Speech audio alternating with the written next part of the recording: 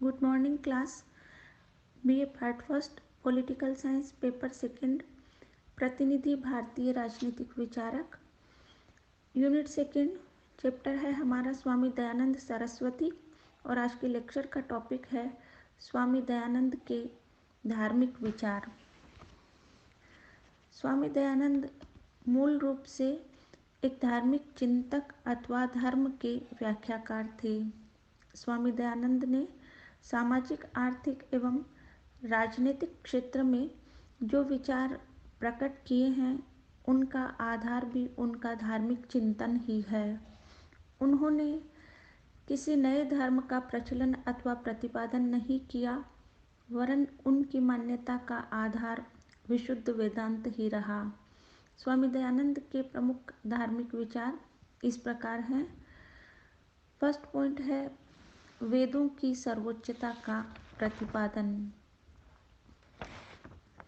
स्वामी दयानंद की प्रमुख मान्यता यह थी कि जहाँ अन्य सभी धार्मिक ग्रंथ मनुष्यकृत है, वहाँ केवल वेद ही अपौरुषेय अर्थात ईश्वरकृत ग्रंथ है। उन्होंने विभिन्न तर्कों के द्वारा यह सिद्ध करने की कोशिश की कि किस प्रकार वेद ईश्वरकृत ग्रंथ है। वेद इस अर्थ में भी ईश्वरकृत ग्रंथ है कि वे सत्य विद्याओं के ग्रंथ हैं। दयानंद के अनुसार वेद में आध्यात्मिक एवं भौतिक दोनों ही प्रकार की विद्याएं सत्य रूप में मौजूद है। वेदों में भूत, वर्तमान तथा भविष्य का ज्ञान समाहित है। 4 वेदों के संबंध में मेरे विश्वास एवं अविश्वास शीर्षक के अंतर्गत वे लिखते हैं, 4 वेद धार्मिक सत्य एवं ज्ञान के भंडार हैं एवं ईश्वर की वाणी है।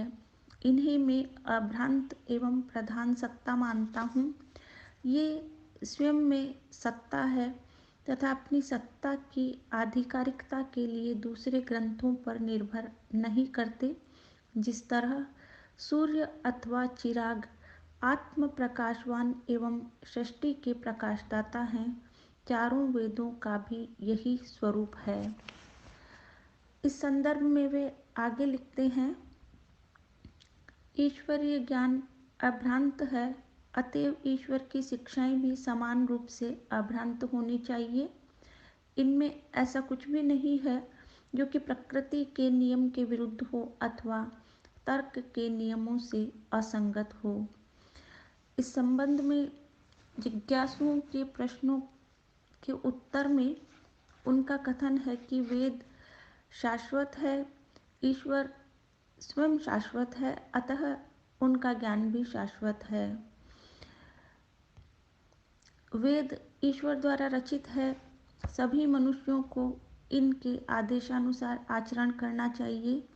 यदि कोई किसी से यह पूछे कि तुम्हारा धर्म क्या है, उन्हें कहना चाहिए कि वैदिक धर्म है। वेदों के संबंध में स्वामी दयानंद का आह्वान था पुनः वेदों की ओर। उनकी मान्यता थी कि वैदिक धर्म के अनुसरण से हिंदू समाज के जातियों, उपजातियों आदि के भेदभाव समाप्त होंगे तथा समाज एक बार पुनः संगठित होकर पुराणों द्वारा प्रतिपादित पूर्वाग्रहों के बोझ से मुक्त हो जाएगा। समाज को पुनः वेदों की ओर ले जाने के अंतःस्थल में स्वामी दयानंद सरस्वती के मन में राष्ट्रीय एकता की चेतना जागृत करने की भावना थी। सेकंड पॉइंट है एकेश्वरवाद में विश्वास। स्वामी दयानंद ईश्वर के प्रति अनन्य श्रद्धा और भक्ति का भाव रखते थे, परंतु वे एकेश्वरवादी थे, बहुदेववाद के सिद्धांत के विरोधी थे। उनका मानना था कि जैसे परमात्मा के अनंत गुण, कर्म और स्वभाव है, वैसे ही उनके नाम अनंत है, परंतु इस प्रकार के अनंत नामों के होते हुए भी तत्व रूप में ईश्वर एक ही है। उन्होंने कहा केवल एक ही ईश्वर है, केवल उसी की पूजा की जाए और उसकी पूजा मूर्तियों के रूप में नहीं अपितु आध्यात्मिक भाव से की जानी चाहिए। उनके अनुसार वह समस्त सृष्टि में व्याप्त है, वह सत्य चित्त आनंद की प्रतिमूर्ति है, वह सर्वज्ञ आकार रहित सर्वव्यापी अजन्मा असीम सर्वशक्तिमान न्यायपूर्ण एवं कृपालु है। उन्होंने केवल कहा ही नहीं, जो कहा उसे अपने जीवन में किया भी। दयानंद सरस्वती ने 10 अप्रैल 1875 के दिन बम्बई में आर्य समाज नामक संस्था की स्थापना की। उस संस्था के संविधान में ईश्वर की इसी अवधारणा को स्थान दिया गया है, जिसकी अनुपालना प्रत्येक आर्य समाज के सदस्य के लिए करना आवश्यक माना गया। केवल ईश्वर के ऐसे ही स्वरूप की पूजा को मान्यता दी गई थी। उन्होंने सदैव इस बात पर बल दिया कि ईश्वर और धर्म तो कर्म की प्रेरणा देते हैं और पुरुषार्थ से विमुख व्यक्ति कभी ईश्वर की प्राप्ति नहीं कर सकता। नेक्स्ट पॉइंट है मूर्ति पूजा का विरोध। बाल्यकाल में शिव मूर्ति पर चूहों की उछल कूद को देखकर उनके मन में मूर्तियों के प्रति विरक्ति का भाव पैदा हो गया और मूर्ति पूजा का विरोध उनके धार्मिक चिंतन और विश्वास का एक अनिवार्य अंग बन गया। उन्होंने इस बात पर बल दिया कि मूर्ति पूजा न तो वेद सम्मत है और न ही कोई धार्मिक कार्य। ईश्वर के अस्तित्व को मूर्ति के रूप में मानना मात्र एक अंधविश्वास है। मूर्ति पूजा के उन्होंने अनेक दोष बताए। जो प्रमुख दोष हैं वो इस प्रकार से है। मूर्ति पूजा नास्तिक कर्म है, क्योंकि यह वेद विरुद्ध है तथा चेतन एवं निराकार ब्रह्म की जगह जड़ की पूजा है। मूर्ति अपने आकार, निर्माण तत्वों, श्रृंगार आदि की दृष्टि से भौतिक पदार्थ है और उसके द्वारा आध्यात्मिक एकाग्रता की प्राप्ति असंभव है। मूर्ति में ईश्वर की प्राण प्रतिष्ठा की धारणा मूर्खतापूर्ण है। यदि पुरोहित वर्ग इतना ही समर्थ है तो अपने मृत प्रियजनों में पुनः प्राण प्रतिष्ठा भी कर सकता है, परंतु ऐसा नहीं होता है। भक्त श्रद्धापूर्वक अपनी चेतना को मूर्ति के आगे समर्पित कर देता है और उसकी बुद्धि जड़ हो जाती है। वह कर्म के स्थान पर भक्ति द्वारा चारों पुरुषार्थों को प्राप्त करना चाहता है, वह भाग्यवादी बन जाता है। मंदिर में प्रवेश तथा पूजा अर्चना की व्यवस्था सामाजिक वर्गों के बीच दूरी बढ़ाती है।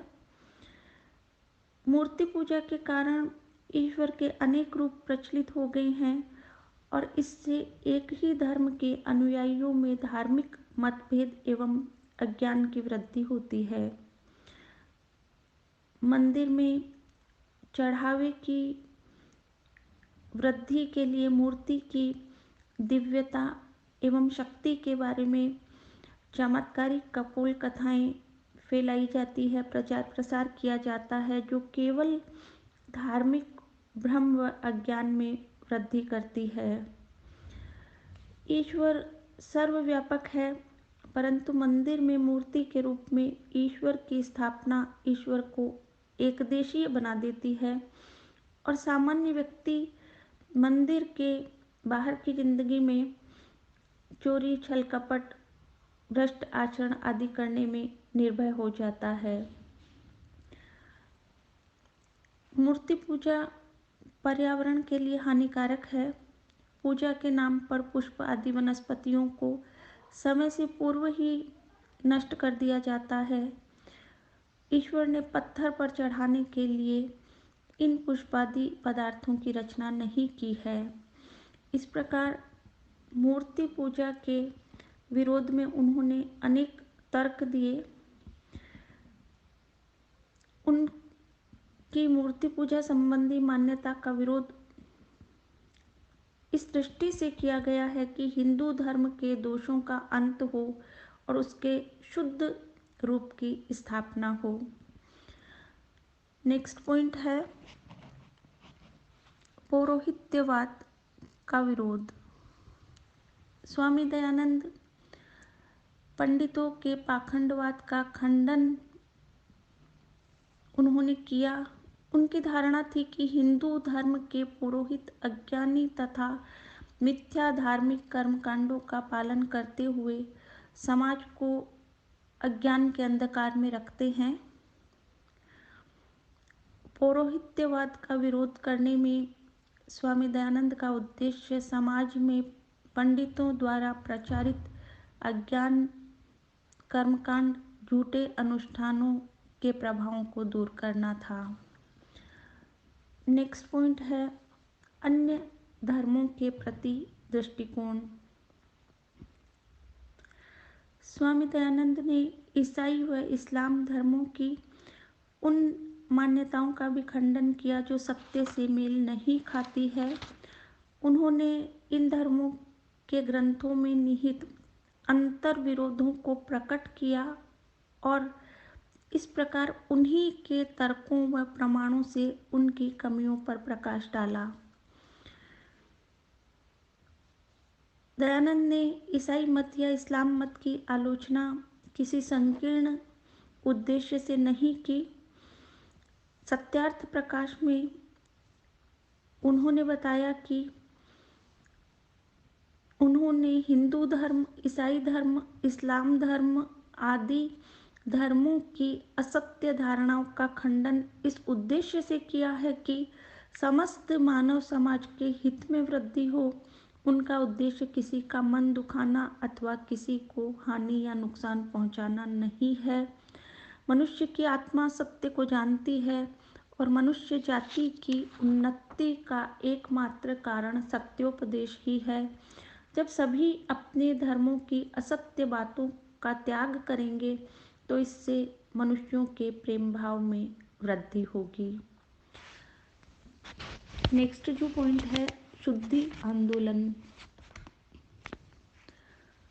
धार्मिक क्षेत्र में स्वामी दयानंद और आर्य समाज के इस कार्य ने विवाद की स्थिति को जन्म दिया। स्वामी दयानंद ने घोषणा कर दी थी कि जिन हिंदुओं ने हिंदू धर्म का त्याग कर अन्य धर्मों को ग्रहण कर लिया है, यदि वे पुनः हिंदू धर्म स्वीकार करना चाहे तो वे ऐसा कर सकते हैं और अहिंदू भी यदि चाहे तो हिंदू धर्म में प्रवेश पा सकते हैं। इस पर साहित्यकार दिनकर स्वामी जी पर टिप्पणी करते हुए कहते हैं, ये केवल सुधार की वाणी नहीं थी, जागृत हिंदुत्व का समर नाद था। स्वामी दयानंद ने इस्लाम और ईसाई मत का जो खंडन किया और उनके द्वारा जो शुद्धि आंदोलन चलाया गया, इस पर मुल्ला मौलवी और पादरी वर्ग के साथ विवाद हुआ। स्वामी दयानंद ने कहा कि उनका विरोध इस्लामिक समाज से नहीं है, उनका विरोध विभिन्न धर्मशास्त्रों की उन शिक्षाओं से है जो बुद्धि विरोधी है, तर्कसंगत नहीं है। वे मुस्लिम समाज या ईसाई समाज के राजनीतिक या आर्थिक हितों के विरोधी नहीं थे और यही कारण था कि स्वामी दयानंद को अन्य धर्मावलंबियों के प्रमुख व्यक्तियों से बहुत सम्मान प्राप्त था। वे स्वामी जी की न्यायप्रियता, मानवतावादी दृष्टिकोण और निर्भयता से प्रभावित थे।